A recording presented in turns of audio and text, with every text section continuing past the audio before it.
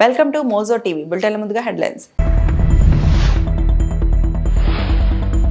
పేలుడు ఘటనపై ఊహాగానాలు వద్దు, జమ్మూ కాశ్మీర్ డీజీపీ.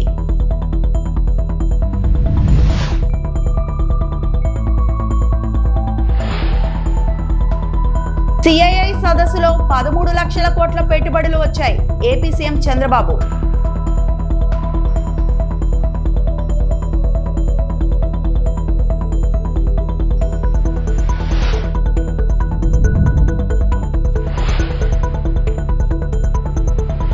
విశాఖలో అక్రమంగా గోమాంసం నిల్వ, AP deputy CM Pawan Kalyan serious.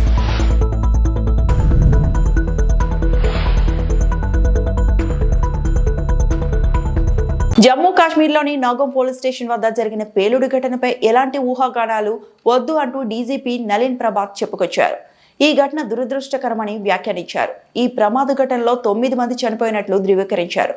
దర్యాప్తు కొనసాగుతుందన్నారు. జమ్మూ కాశ్మీర్ డీజీపీ నలిన్ ప్రభాత్ తాజాగా మీడియాతో మాట్లాడుతూ నౌగం పోలీస్ స్టేషన్ ఓపెన్ ఏరియాలో పేలుడు పదార్థాలు ఇచ్చాం. ప్రొసీజర్ ప్రకారం ఫోరెన్సిక్ నిపుణులకు అప్పగించాం. గత 2 రోజుల నుంచి ప్రొసీజర్ కొనసాగుతోంది. శాంపిల్ ప్రాసెసింగ్ చాలా జాగ్రత్తగా నిర్వహించారు. పేలుడు పదార్థాలకు సున్నితమైన ఒక గుణం ఉంది. అయినప్పటికీ దురదృష్టవశాత్తు రాత్రి 11 గంటల 20 నిమిషాలకు ప్రమాదం జరిగింది. దీనిపై ఎలాంటి ఊహాగానాలు వద్దు. ఇదొక దురదృష్టకర ఘటన. ఈ ప్రమాదంలో 9 మంది చనిపోయారు. 3 FSL నిపుణులు మృతి చెందారు. 27 మంది పోలీసులు గాయపడ్డారు. పేలుడు కారణంగా పోలీస్ స్టేషన్ చుట్టుపక్కల ఇళ్లు దెబ్బతిన్నాయి. ఈ ఘటనపై దర్యాప్తు కొనసాగిస్తున్నామని చెప్పుకొచ్చారు. On account of the voluminous nature of the recovery, this process was going on for the past 2 days, which means yesterday and day before, by the FSL team. Due to the unstable and sensitive nature of the recovery, the sampling process, the handling was being done with extreme caution, with utmost caution by the FSL team. However, unfortunately, during this course, last night around 11:20 p.m., an accidental explosion has taken place. Any other speculation into the cause of this incident is unnecessary. In this unfortunate incident, 9 people have lost their lives, 1 personnel of SIA, 3 personnel of the FSL team, 2 crime wing photographers, 2 revenue officials who were basically part of the magistrates team, 1 tailor who was associated with the team.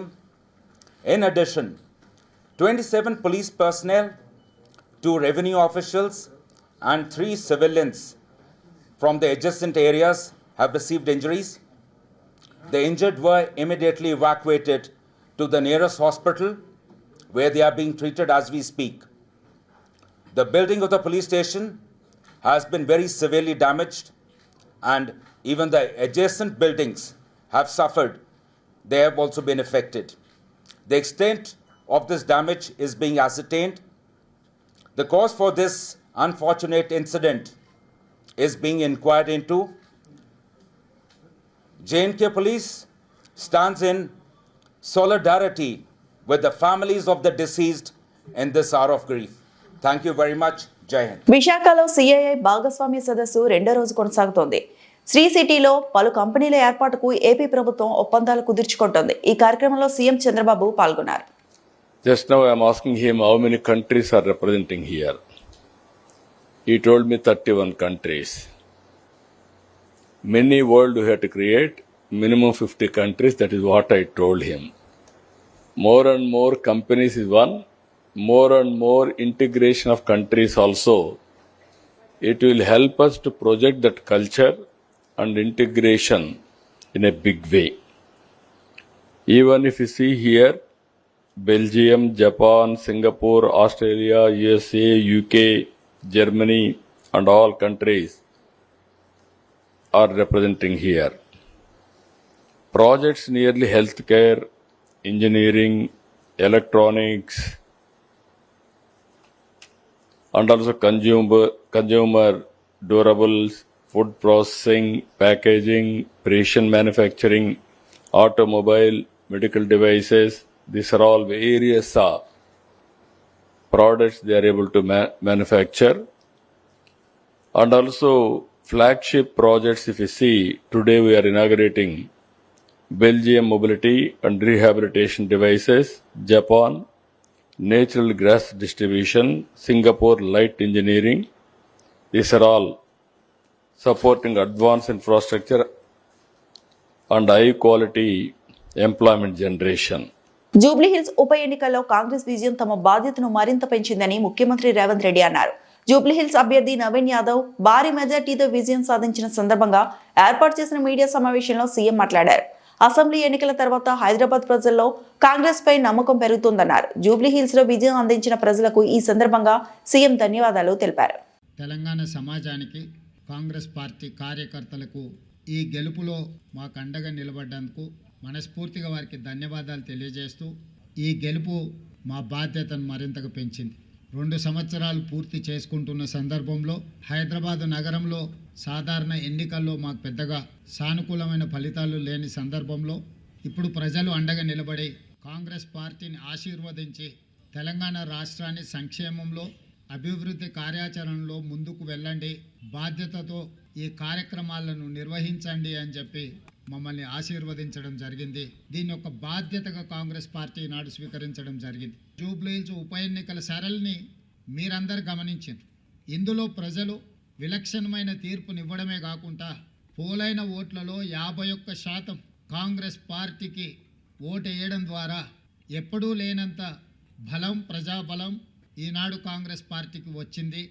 ఈ ఎన్నికల్లో దాదాపుగా 51% ఓట్లు కాంగ్రెస్ పార్టీకి, 38% ప్రధాన ప్రతిపక్షమైన BRS పార్టీకి, 8% భారతీయ జనతా పార్టీకి ప్రజలు ఓట్లు వేయడం జరిగింది. దీని ద్వారా ఎవరి పాత్ర ఏంది గత 2 సంవత్సరాల నుంచి ప్రజలు నిశితంగా గమనించి ఒక నిర్ణయానికి వచ్చి ఈనాడు ప్రజలు ఈ విధమైన తీర్పును ఇవ్వడం జరిగింది. అందుకే ఈనాడు బీఆర్ఎస్ సోషల్ మీడియాను, విష ప్రచారాన్ని, తప్పుడు వార్తలను, పెయిడ్ ఆర్టికల్స్ని, ఫేక్ సర్వేలను, వీటన్నిటి మీద ఆధారపడి ప్రభుత్వాన్ని అవహేళన చేయడము, అవమానించడము, అసహ్యకరమైన భాషలో దూషించడం లాంటి వార్తలను ప్రసారం చేసిండ్రు. విశాఖలో అక్రమంగా గోమాంసం నిల్వ ఘటనపై సీరియస్ అయ్యారు డిప్యూటీ సీఎం పవన్ కళ్యాణ్. గోమాంసం నిల్వ చేసిన ముఠాలో అసలు మూలాలు వెంటనే బయటపడాలంటూ విశాఖ పోలీసులకు స్పష్టమైన ఆదేశాలు జారీ చేశారు. ఈ ఘటన వెనుక ఎవరి ప్రమేయం ఉన్నా ఎలాంటి ఉపేక్ష ఉండకూడదని ఆయన తేల్చి చెప్పారు. విశాఖలో భారీ స్థాయిలో గోమాంసం నిల్వలు వెలుగులోకి రాగానే పవన్ కళ్యాణ్ స్వయంగా పోలీస్ కమిషనర్ను సంప్రదించి కేసుకు సంబంధించిన పూర్తి వివరాలు తెలుసుకున్నారు. అంత పెద్ద ఎత్తున గోమాంసాన్ని ఒకే చోట ఎలా నిల్వ చేశారో, ఎక్కడి నుంచి తెచ్చారో, ఎక్కడికి తరలించడానికి సిద్ధమయ్యారో వీటి అన్నిటిపై ఆయన వివరంగా ఆరా తీశారు.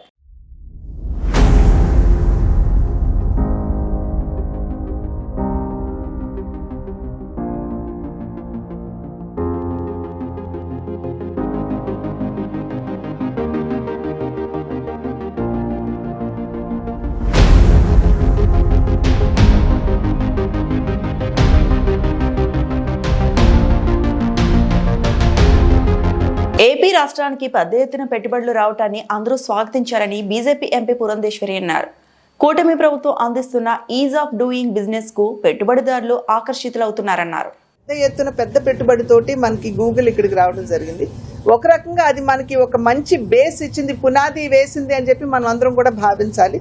ఎందుకంటే ఎప్పుడైతే అంత పెద్ద ఎత్తున పెట్టుబడి మనకు వస్తుందో డెఫినెట్గా కేవలం దేశవ్యాప్తంగా కాదు, ప్రపంచవ్యాప్తంగా కూడా ఒక రకమైనటువంటి ఉత్సాహం అనేది పెట్టుబడిదారులు కనబరుస్తారు రావడానికి. దీనికి తోడు మన రాష్ట్ర ప్రభుత్వం ఏదైతే ఈజ్ ఆఫ్ డూయింగ్ బిజినెస్ కింద పర్మిషన్స్ కావచ్చు, ల్యాండ్ కావచ్చు, పవర్ కావచ్చు, వాటర్ కావచ్చు, కొంతమేరకు వారికి వెసులుబాట్లు కల్పిస్తూ మీరు రండి, మీరు కనుక వచ్చినట్లయితే ఈ వెసులుబాట్లు మేము కల్పిస్తాము, పెట్టుబడులు తీసుకుని రండి అని చెప్పినట్లయితే ఖచ్చితంగా పెద్ద ఎత్తున పెట్టుబడులు మన రాష్ట్రానికి వచ్చేటువంటి అవకాశం ఉంటుంది. రావాల్సిన ఆవశ్యకత కూడా ఉంది. ఎందుకంటే ఇంతకు ముందు 5 సంవత్సరాల కాలం మనం చూసాం, పెట్టుబడి పెట్టినటువంటి వారు పరిశ్రమలు కూడా పెట్టుబడి వెలుపలికి తీసుకువెళ్ళిపోయినటువంటి పరిస్థితులు కూడా మనం చూసాం. కనుక ఖచ్చితంగా ఇందాక మనం అనుకున్నట్టు రాష్ట్రం ఆర్థిక ఇబ్బందుల్లో ఉన్నటువంటి సందర్భంలో ఇటువంటి పెట్టుబడులు కనుక వచ్చినట్లయితే, పరిశ్రమలు కనుక వచ్చినట్లయితే మన బిడ్డలకి ఉపాధి అవకాశాలతో పాటు మన ఆర్థిక పరిస్థితి కూడా కొంచెం మెరుగుపడేటువంటి అవకాశం ఉంటుంది. కనుక ఖచ్చితంగా ఇది మనం అందరం కూడా ఆహ్వానించాలి. ఖచ్చితంగా మన రాష్ట్రం ముందుకు వెళ్ళేటువంటి అవకాశం ఉంటుంది. ప్రతి ఒక్కరూ కూడా ఈ సిఐఐ సమ్మిట్ని ఆహ్వానించాల్సిందే. ముందు స్వాగతించాల్సింది పోయి ఇంకా మేము విమర్శిస్తూనే ఉంటామని అంటే ఎట్లాగండి? జాగృతి అధినేత్రి కల్వకుంట్ల కవిత ప్రస్తుతం మెదక్ పర్యటనలో ఉన్నారు. ఈ సందర్భంగా ఆమె మీడియాతో మాట్లాడారు. హైదరాబాద్ కి కూతవేటు దూరంలో ఉన్న మెదక్ తలసరి ఆదాయం పెరగలేదన్నారు. పాల రైతులు నష్టపోతున్నారన్నారు. మాజీ మంత్రి హరీష్ రావుపై కవిత సంచలన వ్యాఖ్యలు చేశారు. హరీష్ రావు ఆయన సతీమణి ప్రైవేట్ పాల వ్యాపారం పెట్టుకుని లాభాలు పొందుతున్నారన్నారు. ఎస్సీ ఎస్టీ గురుకులాలకు పాలు పోసి లాభాలు పొందారని ఆరోపించారు. సీఎం పీఆర్ఓగా ఉన్న అయోధ్య రెడ్డి హరీష్ రావు పాల వ్యాపారం అక్రమమని చెప్పారన్నారు. హరీష్ రావు ఇన్ని అరాచకాలు, అన్యాయాలు, అక్రమాలు చేస్తున్న సీఎంకి ఎందుకు కనబడటం లేదని ప్రశ్నించారు. ఇంత జరుగుతున్నా కనీసం సీఎం స్పందించడం లేదని అడిగారు. హరీష్ రావుకి సీఎం రేవంత్ కి ఉన్న ఒప్పందం ఏంటో సమాధానం చెప్పాలని నిలదీశారు. అనంతరం జూబ్లీహిల్స్ ఎన్నికల్లో కుట్రలు జరిగాయని కవిత ఆరోపించారు. సమయం సందర్భం వచ్చినప్పుడు అన్ని చెబుతానన్నారు. జూబ్లీహిల్స్ ఎన్నిక ఫలితాలపై కవిత సంచలన వ్యాఖ్యలు చేశారు. హరీష్ రావు, కేటీఆర్లపై పరోక్షంగా సెటైర్లు వేశారు. హరీష్ రావు బీఆర్ఎస్ ని మోసం చేశారని ఆరోపించారు. హరీష్ రావు తండ్రి మృతి చెందిన సమయంలోనూ భజన పనులు భజన చేశారన్నారు. ఓ సభ సక్సెస్ రాగానే కేటీఆర్, కేసీఆర్ ఫోటో నెత్తిపై పెట్టి తానే చేశాను అనుకున్నానన్నారు. హరీష్ రావు లేకపోతే కేసీఆర్ లేడు అన్నట్లు ఆయన బిల్డప్ ఇచ్చుకున్నారన్నారు. మెదక్ లో పద్మా దేవంత్ రెడ్డి అక్రమాలకు పాల్పడ్డారు. వీళ్ళకి హరీష్ రావు సపోర్ట్ చేశారని ఆరోపించారు. కేటీఆర్, హరీష్ రావు కృష్ణార్జున్ల బిల్డప్ ఇచ్చి కార్యకర్తలను మోసం చేస్తున్నారు. వీళ్ళకి ఒకరిపై ఒకరికి బాణాలు వేసుకోవడానికి సరిపోతుందన్నారు. వీళ్ళు ట్వీట్లు చేసుకోవడం తప్ప ఏమీ చేయలేదని విమర్శించారు. ఇప్పుడిప్పుడే తెలుస్తుంది కదా ఏళ్ల తరబడి చేసే మోసం. అంటే మీకు ఒక లేటెస్ట్ ఎగ్జాంపుల్ చెప్తాడు. నిన్న జూబ్లీహిల్స్ ఎన్నికల్లో నేను ఒక మాట చెప్పిన, నాకు జూబ్లీహిల్స్ ఎన్నికతో సంబంధం లేదు భయ్ అని చెప్పిన. సరే అయినా సరే ఒక 15 మంది ఇండిపెండెంట్లు వచ్చి నా దగ్గరికి, అక్క ఇట్లా మేము విత్డ్రా చేసుకుంటాము, ఎవరికి సపోర్ట్ చేయమంటారని అడిగారు. నేనన్నా నాకు సంబంధం లేదు భయ్ జూబ్లీహిల్స్ ఎన్నిక, మీరు ఎవరి దగ్గరికి అన్న పోండి అని చెప్పి వాళ్ళు చక్కగా హరీష్ అన్న దగ్గర పోయారు. తర్వాత వాళ్ళు చెప్పిన ముచ్చండి నాకు తెలియదు. చక్కగా వాళ్ళు హరీష్ అన్న దగ్గర పోయారు. నేనంటే బీఆర్ఎస్ పార్టీలు లేను, నేను ఏ పార్టీకి సపోర్ట్ చేయదలుచుకోలేదు కాబట్టి నేను దూరం ఉన్నా. హరీష్ రావు కూడా అదే ఆన్సర్ చెప్పారట, మీ ఇష్టంపై ఎవరికైనా వేసుకొని అన్నారట. అంతకన్నా ముందేం చేసిర్రు హరీష్ రావు గారు అంటే బీఆర్ఎస్కి మోసం చేసినట్టే కదా.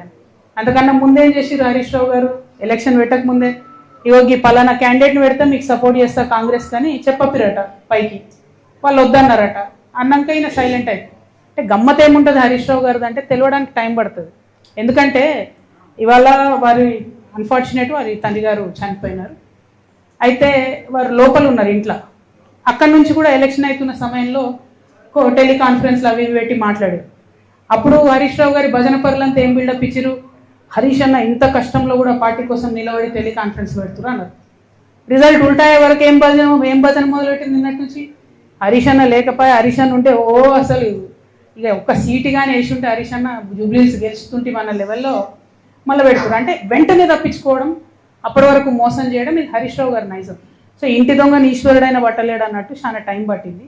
నేను ఒకటే అంటున్నా, ఒక పక్క రామన్న సోషల్ మీడియా, ట్విట్టర్ ఇడిచిపెట్టి గ్రౌండ్లోకి రావాలి, వస్తే బాగుంటుంది ప్రజలకు.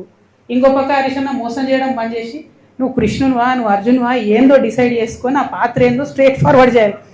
వీళ్ళు పేరుకు కృష్ణార్జునాలు పెట్టుకుంటారు, ఒకరి మీద ఒకరి బాణం వేసుకుంటే పాపం బలేది ఎవరే, టీఆర్ఎస్ కార్యకర్తలు కాదా. రాజకీయాల్లో గెలిపోవటములు సహజం. ముందుకు పోదాం, కార్యకర్తలు సన్నద్ధం కావాలి, మరింత బలంగా పనిచేద్దాం, కేసీఆర్ మళ్లీ ముఖ్యమంత్రి అయ్యే వరకు శ్రమిద్దాం అని అన్నారు. భారత రాష్ట్ర సమితి అధ్యక్షుడు, కార్యనిర్వాహక అధ్యక్షుడు కేటీఆర్ అన్నారు. ఎన్నికల్లో జయాపజయాలు, గెలుపు ఓటములు అత్యంత సహజం. కాబట్టి గెలిచినప్పుడు పొంగిపోవద్దు, ఓడినప్పుడు కుంగిపోవద్దు అనే మాట కేసీఆర్ గారు మాకు ఈరోజు కాదు 25 ఏళ్ళుగా చెప్తానే ఉన్నారు. ఈరోజు కూడా సహజంగానే ఫలితాలు మమ్మల్ని కొంత నిరుత్సాహపరిచిన మాట వాస్తవం, దానిలో ఏమీ అనుమానం లేదు. అయినప్పటికీ దీనికి కుంగిపోయేది లేదు, బాధపడేది లేదు. బాధపడిపోయి మరి మా పాత్ర, ప్రతిపక్షంగా మా పాత్ర పోషించకుండా ఊరుకునేది లేదు. ముందుగా హృదయపూర్వకంగా జూబ్లీహిల్స్ నియోజకవర్గంలో జరిగిన ఉప ఎన్నికల్లో గత 45-50 రోజులుగా నిర్విరామంగా కష్టపడ్డ మా తమ్ముళ్ళు, మా చెల్లెళ్ళు, మా గులాబీ దండు కేసీఆర్ గారి బృందానికి శిరస్సు వంచి హృదయపూర్వకంగా నేను ధన్యవాదాలు తెలియజేస్తున్నా. వారికి వినమ్రంగా మనస్ఫూర్తిగా కృతజ్ఞతలు తెలియజేస్తా ఉన్నాను. ఎన్నో కష్ట నష్టాల కోర్చి ఒకరిద్దరు కాదు, నిజంగా చెప్పాలంటే కొంతమంది తమ తమ వ్యక్తిగతమైన సమస్యలు ఉన్నా కూడా వాటన్నిటినీ పక్కన పెట్టి నిర్విరామంగా పనిచేసినారు. వారందరికీ పేరు పేరున హృదయపూర్వకంగా వినమ్రంగా నమస్సులు, వినమ్రంగా ధన్యవాదాలు. గత 2 ఏళ్లుగా బీఆర్ఎస్ పార్టీ ప్రధాన ప్రతిపక్ష పార్టీగా తన పాత్రను అద్భుతంగా పోషించింది. ప్రజా సమస్యలను మరి కేంద్రంగా చేసుకొని ప్రజల వాదనను, ప్రజల వేదనను ఇవాళ ప్రభుత్వం ముందు పెట్టడంలో, అది శాసనసభలో అయితేనేమి, ప్రజాక్షేత్రంలో అయితేనేమి, సోషల్ మీడియాలో అయితేనేమి చాలా బలంగా బీఆర్ఎస్ పనిచేస్తున్నది. మా పని ఇట్లాగే భవిష్యత్తులో కూడా కొనసాగుతూనే ఉంటుంది. కానీ ఒకటి మాత్రం వాస్తవం, ఈ ఎన్నిక డెఫినెట్గా మరి మాకు కొత్త ఉత్సాహాన్ని ఇచ్చింది, కొత్త బలాన్ని ఇచ్చింది. ఎందుకంటే మరి స్పష్టంగా ప్రజలకు తీర్పు ఇచ్చారు. ఈ రాష్ట్రంలో ప్రత్యామ్నాయం కేవలం బీఆర్ఎస్ మాత్రమే.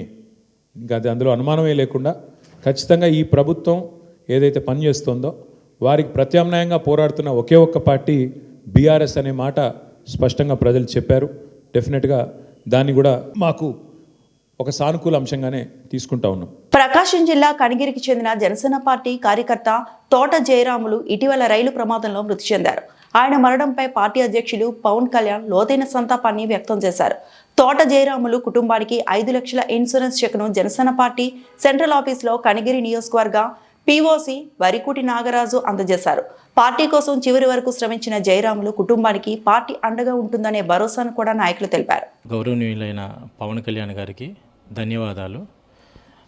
క్రియాశీల సభ్యత్వంలో చాలా ముందుకు తీసుకెళ్ళి చనిపోయిన వాళ్ళకి పవన్ కళ్యాణ్ గారు ఎంతో అండగా ఉంటున్నారు. తమ్ముడు జయరాములు అతను జనసేన పంచాయతీ ఎలక్షన్లో లాస్ట్ టైం వార్డు మెంబర్గా కూడా పోటీ చేశాడు. అతను క్రియాశీల సభ్యత్వం చాలామందిని తీసుకోమని కూడా చెప్పాడు. ఎందుకంటే జనసేన ప్రజల్లోకి తీసుకెళ్లాలని చెప్పి ఎంతో కష్టపడ్డాడు. కానీ దురదృష్టవశాత్తుగా అతను ఒక ఫంక్షన్కి వెళ్ళడం చెన్నైకి, అక్కడ అక్కడ ఫంక్షన్ అటెండ్ అయ్యి సరే ఎమర్జెన్సీలో వెళ్ళి ట్రైన్ ఎక్కాలని చెప్పి ట్రాక్ దాటుతా యాక్సిడెంట్లో చనిపోవడం చాలా దురదృష్టకరం. ఫ్యామిలీకి అండగా ఉండాలని చెప్పి పవన్ కళ్యాణ్ గారి దృష్టికి తీసుకెళ్ళినామంటే మా కుటుంబానికి ఆయన వంతు సాయంగా క్రియాశీల సభ్యత్వం డబ్బులు ఆ కుటుంబానికి అండగా ఉండేటట్టు పవన్ కళ్యాణ్ గారు చాలా హెల్ప్ చేశారు. కాబట్టి పార్టీకి గౌరవనీయులైన పవన్ కళ్యాణ్ గారికి, నాదన్ల మనోహర్ గారికి, కనిగిరి నియోజకవర్గం ఇన్ఛార్జీలకి, జన సైనికులకి, జనసేన నాయకులకి అందరికీ మా ధన్యవాదాలు. అనకాపల్లి జిల్లా నర్సీపట్నంలో మాదక ద్రవ్యాల నిర్మూలన కోసం వ్యవస్థాపించిన అభ్యుదయ సైకిల్ ర్యాలీను పోలీస్ శాఖ ఆధ్వర్యంలో నిర్వహించారు. అబిడ్ సెంటర్ నుండి బొడ్డేపల్లి వరకు ఈ ర్యాలీ కొనసాగింది. ఈ కార్యక్రమానికి ముఖ్య అతిథులుగా హాజరైన టీడీపీ రాష్ట్ర ప్రధాన కార్యదర్శి చింతకాయల విజయ్, జిల్లా అదనపు ఎస్పీ దేవిప్రసాద్ జెండా ఊపి ర్యాలీని ప్రారంభించారు. విద్యార్థులు మాదక ద్రవ్యాలు వద్దు, జీవితమే ముద్దు అంటూ ఫ్లాష్ మాబ్ లో పాల్గొని అవగాహన కల్పించారు. ఈ సందర్భంగా చింతకాయల విజయ్ మాట్లాడుతూ కేంద్ర రాష్ట్ర ప్రభుత్వాలు గంజాయిపై ఉక్కుమాదం మోపుతున్నాయని, పాఠశాలలు కళాశాలలో విద్యార్థులకు మాదక ద్రవ్యాల ప్రమాదాలపై అవగాహన కల్పించాల్సిన అవసరం ఉందని, మత్తులో యువత తమ భవిష్యత్తును నాశనం చేసుకోవద్దని సూచించారు.